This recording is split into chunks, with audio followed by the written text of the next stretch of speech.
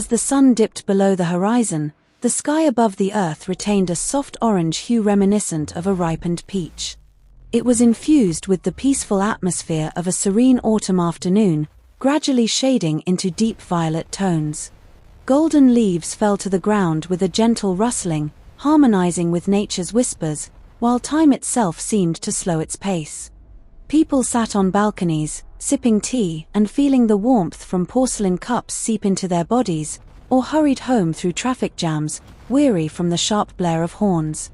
None of them knew that a catastrophe had already unfolded in the depths of space, some 150 million kilometers away.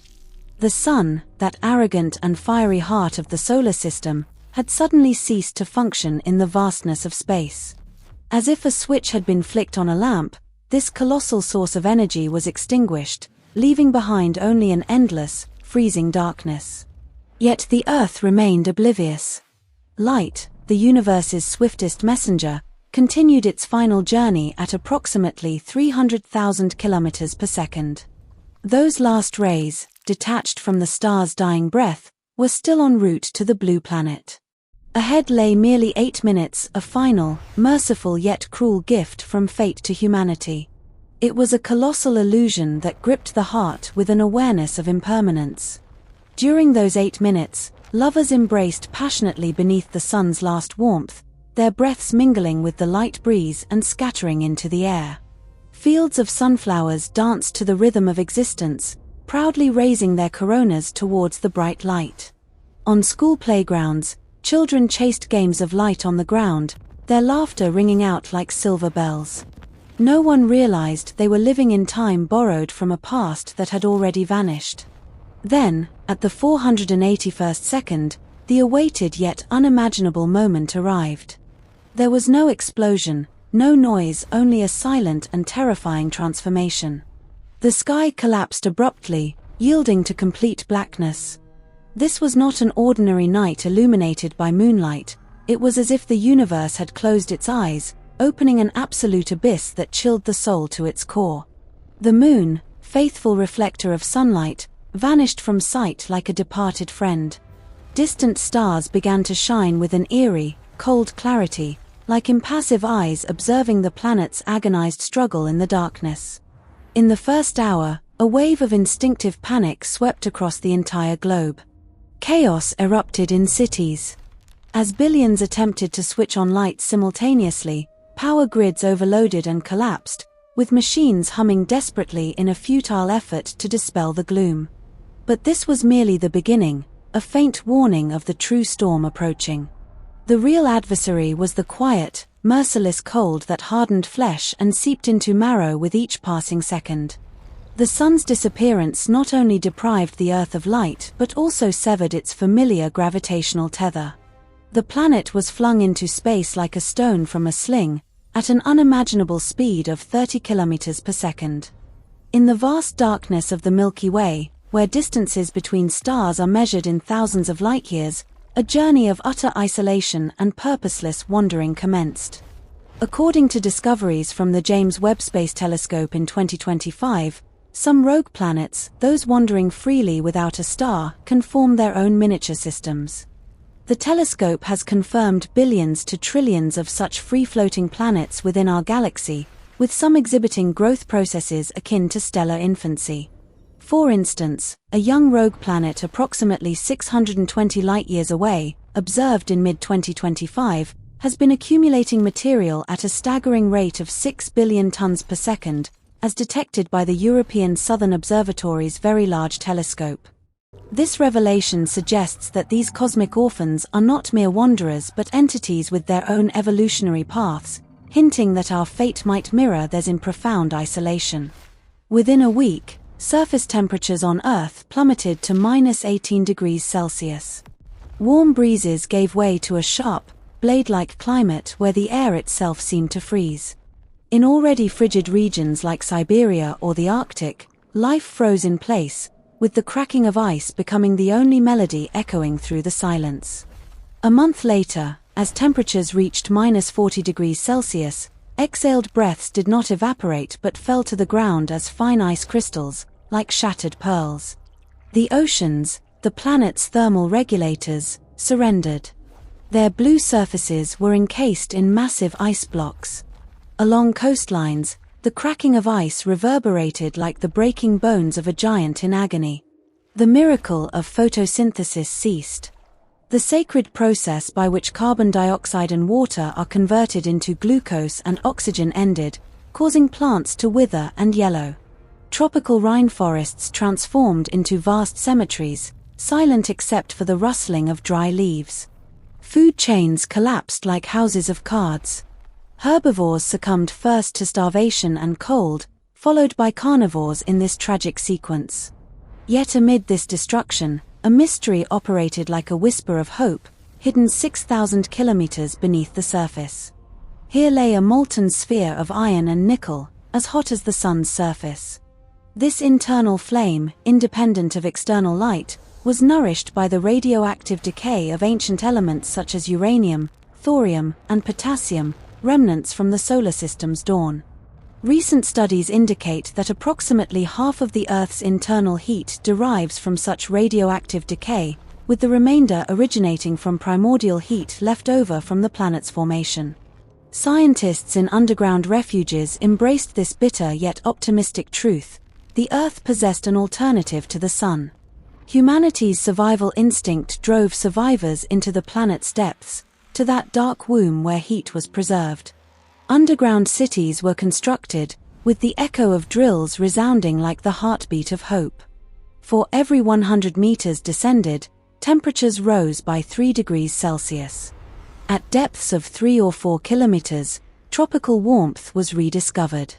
Life now persisted in corridors of metal, rock, and ozone-scented air, beneath the artificial lights of hydroponic farms. Minute stood on the balcony of the 42nd level in the underground city of Seven, watching fresh air from the ventilation system brush against his face. This place, originally a South American mine, had become a vast cocoon sheltering 500,000 souls. Below, the city resembled a complex vascular system of heat pipes and cables.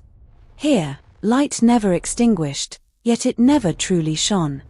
The yellow glows on the walls strove to mimic the solar spectrum but fell short of assuaging that ancient yearning. Minute was a thermal engineer, holding one of the most vital roles in this clandestine society. He oversaw the rhythmic pulse of the city's heart, the massive geothermal reactor. Temperatures have dropped by 0.5 degrees Celsius in the eastern sector. Elena's voice came through the communicator, dry and emotionless, a hallmark of generations raised without the sun. "I know," Minute replied, glancing at the thermal sensor on his arm. "There's a pressure fluctuation in the fourth magma channel." Cold was no longer the sole enemy. The true monster was the pressure exerted by billions of tons of rock overhead. As humanity delved deeper for heat, it contended with this immense mass. Every cubic meter of living space was a victory against gravity. Minute moved to the sector known as the Old Garden, an ironic name. It housed the last plants from the ancient world, clinging to life under artificial lights. Here, the scent of moist soil and leaves was the only thing to warm the human spirit. The city's children came here to learn about nature, gazing at green leaves with curiosity and fear, as if beholding alien life. "Uncle, why did the sun abandon us?" a small girl asked, her voice ringing like a bell in the silence. Minute paused. This question had echoed billions of times over a century. The scientific answer was straightforward: a dark celestial body had passed through the solar system, dislodging Earth from its orbit. But the answer for the soul was different. "The sun did not abandon us, little one," Minute said, crouching down. "We have simply embarked on a long journey. Earth is now like a child who has let go of its mother's hand and walks on its own." The child looked at him, her large eyes sparkling with artificial yellow light.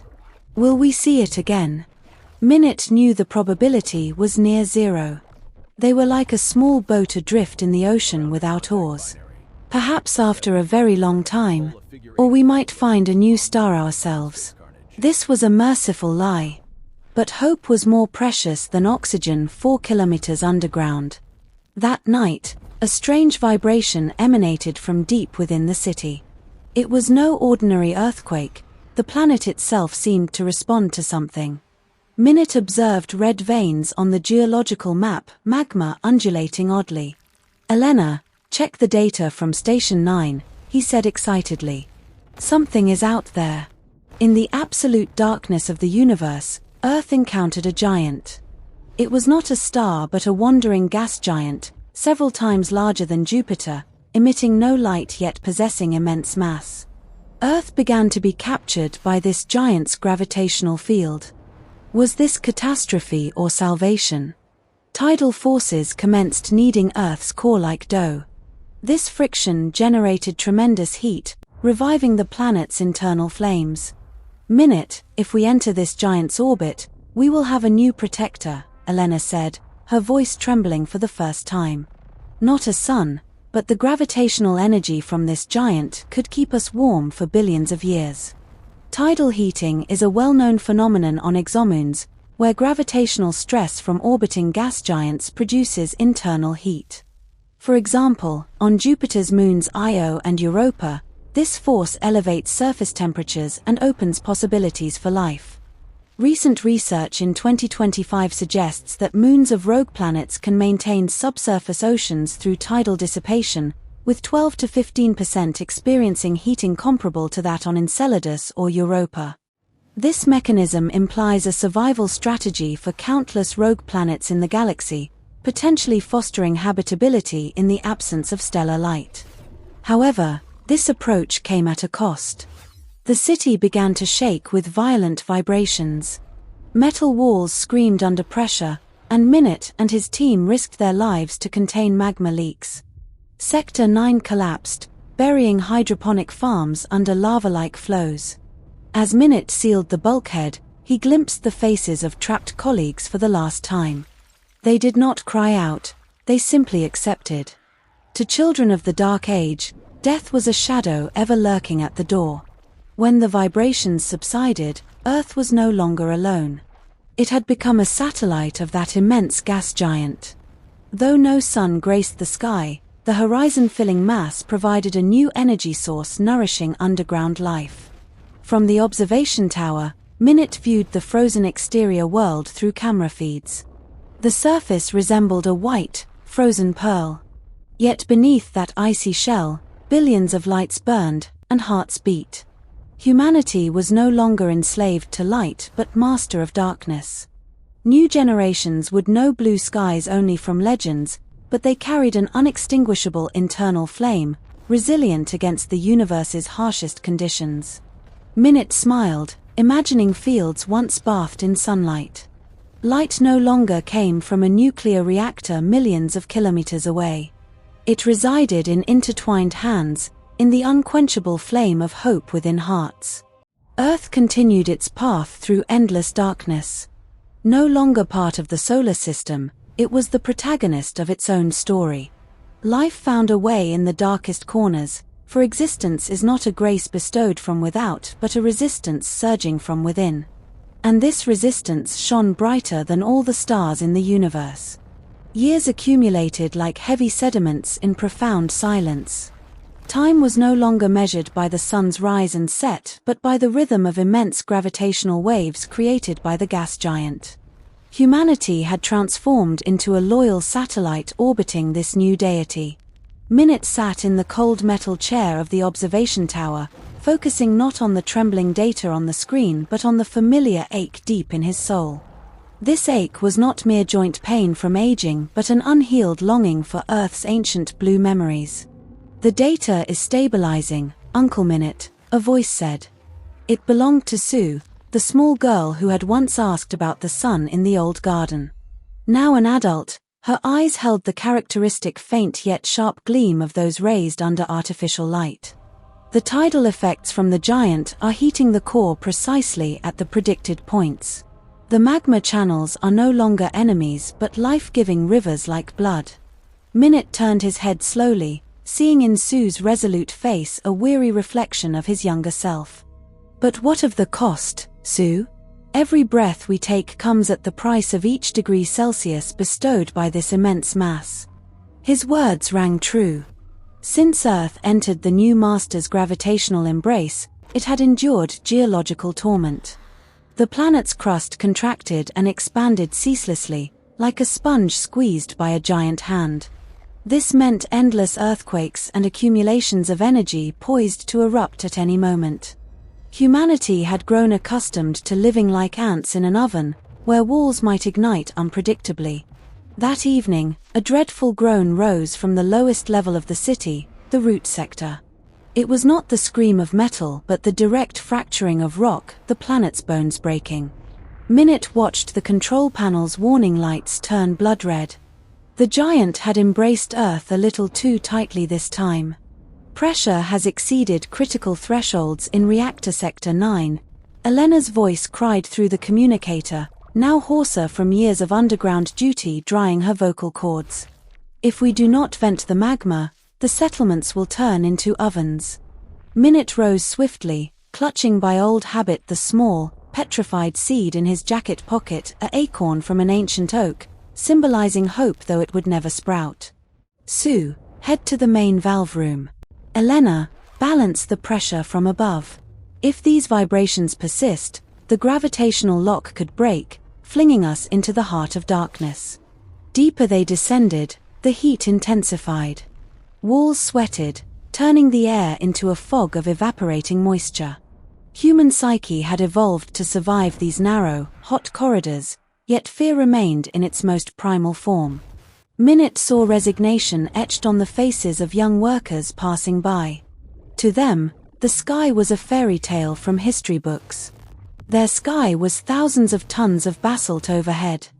Upon reaching the valve room, the sight was horrific. Magma pipes glowed incandescent from internal pressure, bathing the room in a hellish orange. The heat here tests the limits of human endurance, Sue whispered. Even the cooling systems in their protective suits struggled against this intense energy. Minute reached for the control lever. As his glove touched the metal, it sizzled with smoke. Turning this will redirect the energy to the outer ice layers. It will cause a massive steam explosion on the surface, perhaps cracking the planetary crust. But there is no other way. Together they gripped the lever, 2 generations uniting their will to subdue the planet's fury. In that moment, Minute felt not only the metal's resistance but the universe's indifference. Stars died, planets scattered, and in this vast chaos, a handful of beings compelled the impossible to breathe. A shattering sound echoed. Pressure burst from the pipes with a roar. Minute felt the vibrations rise from his feet to his heart. In that instant, an image flashed in his mind, wheat fields undulating in the wind under the sun. A golden light he had never seen but which was inscribed in his genes. The vibrations slowly abated. Heat fell to tolerable levels. Sue leaned against the wall in exhaustion, removing her mask. Her face was drenched in sweat, but she smiled. Did we succeed? Minute looked at the lifeless seed in his hand. For now, Sue. Only for now. We are thieves stealing time, pilfering another day from the universe each dawn. Back at the observation tower, Elena awaited. The screen displayed external camera feeds. The massive steam explosion on the surface had created a temporary, artificial atmosphere around the planet. Heat surging from beneath the ice forged glittering crystals in the dark sky. And in that moment, something miraculous occurred. Reflected light from the immense gas giant refracted through these vapor crystals. In the sky, above a frozen and dead world, a vast rainbow appeared, the first born from gravity and pain in a sunless realm. Violet, indigo, and an eerie metallic green. Announcements flowed from every speaker in the city. People gathered at windows and screens. Children beheld so many colors at once for the first time in their lives. This was not a victory of salvation but of acceptance. Minute took Elena's hand. Look, he whispered. Light still seeks us out. Elena rested her head on his shoulder. It is not light seeking us, Minute. We create the light. We shield that small flame burning in the darkness with our hands. Is that not what it means to be human? Minute fixed his gaze on the immense rainbow. He understood now. Humanity was no longer the fragile species that once gazed at stars as gods. They were a new form of life, rooted in the breast of darkness, having discovered the cause flame in the absence of stars. Returning to the old garden, Minute approached Sue. The young woman tended seedlings under artificial light. He placed the petrified oak acorn in her palm. "What is this?" Sue asked, surprised. "It is a promise from the past," Minute said. "We may not see it. We may linger underground for another 1,000 years. But someday, when the war between the planet's heart flame and the outer ice ends, someone will touch soil again. Then this promise will be needed." Sue regarded the seed like a sacred relic. "The sun will not return, will it?" Minute smiled. No lie was needed this time. "The sun still burns somewhere, Sue. But our sun is no longer above. It is in the beat of your heart, in my weary hands, in the collective pulse throbbing through every corridor of this city. We are now a civilization that carries its own sun within." Earth continued its eternal dance around the immense protector. Outside lay cold, nearing absolute zero and lethal silence. But beneath that armored ice layer, in the deepest crevices of rock, the stubborn song of a species echoed. No longer did they need to look to the sky for direction, for the path lay in the depths of their connections to one another. Darkness was no longer an end, but merely the canvas of a new beginning. And on that canvas, humanity's endless saga was inscribed daily in fresh colors of hope. Life, against all odds, carved its niche even in the most improbable orbits. For when light does not come from without, the flame of the soul suffices to illuminate every shadow.